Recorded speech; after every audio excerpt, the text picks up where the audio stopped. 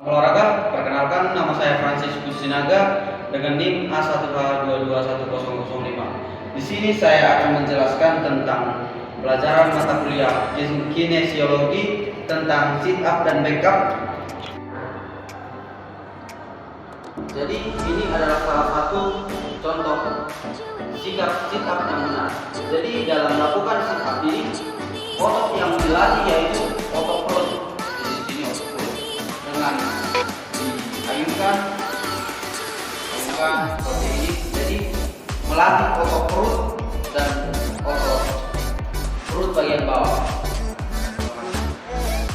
Dan ini adalah sikap backup yang jadi otot yang bekerja di sini otot perut bagian atas dan otot perut bagian bawah dengan otot paha bagian belakang, karena di sini paha bagian belakang akan memompa.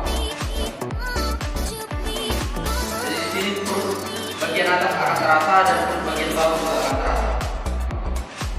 Di sini saya akan menjelaskan cabang olahraga tinju yang saya minati, yaitu menjelaskan tentang otot apa dan bagian apa saja yang bekerja dalam olahraga tinju.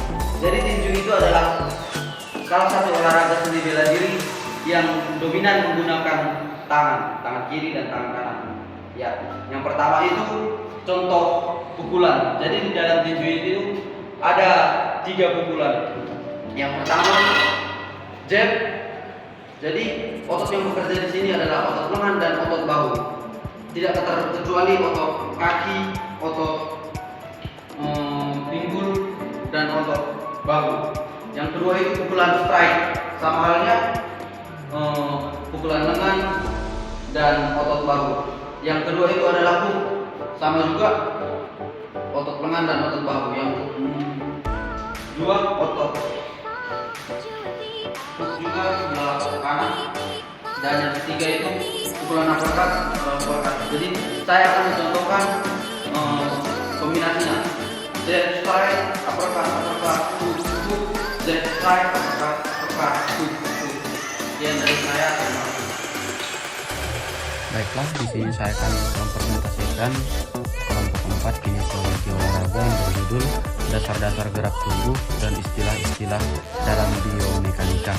Pengertian biomekanika yaitu ilmu yang mempelajari gerakan pada manusia yang dipengaruhi oleh sistem anatomi, fisiologi, psikologis, mekanisme, dan sosiokultural.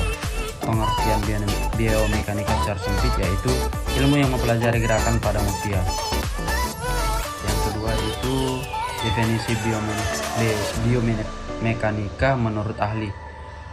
Menurut Kavin 1991 membuat istilah biomekanika kerja opsional dan biomekanik yang didefinisikan sebagai berikut. Biomekanika bekerja dalam studi mengenai interaksi pekerja dengan peralatan mesin dan material, sehingga pekerja dapat meningkatkan performanya dan di sisi dapat minimalkan resiko cedera dalam kerja. Yang kedua itu menurut Franklin dan Nordin 1980 mendefinisikan biomekanika sebagai berikut, yaitu menggunakan konsep fisika dan teknik untuk menjelaskan gerakan pada bermacam-macam bagian tubuh manusia dan gaya yang bekerja pada bagian tubuh pada aktivitas sehari-hari. Biomekanika dibagi menjadi 3 bagian, yaitu biostatik, yaitu studi tentang struktur makhluk hidup yang berhubungan dengan gaya-gaya ketika mereka berinteraksi. Yang kedua itu biodinamik, yaitu studi tentang dasar-dasar dan pembagian gerakan berhubungan dengan gaya yang dilakukan makhluk hidup. Yang ketiga itu bioenergetik, yaitu studi tentang transformasi energi yang terjadi dalam tubuh makhluk hidup. Bioenergetik berkait dengan proses biotermodinamika. Selanjutnya pengantar biomekanika, penggunaan fisika di kesehatan. Yang pertama itu val fisika untuk menentukan fungsi tubuh meliputi kesehatan dan penyakit. Yang kedua itu pengetahuan tentang benda yang digunakan dalam kesehatan seperti ultrasonik, laser, radiasi, dan lain-lain. Kedua, pengukuran potensial aksi pada sel saraf. Yang pengantar biomekanika, val positif dan negatif.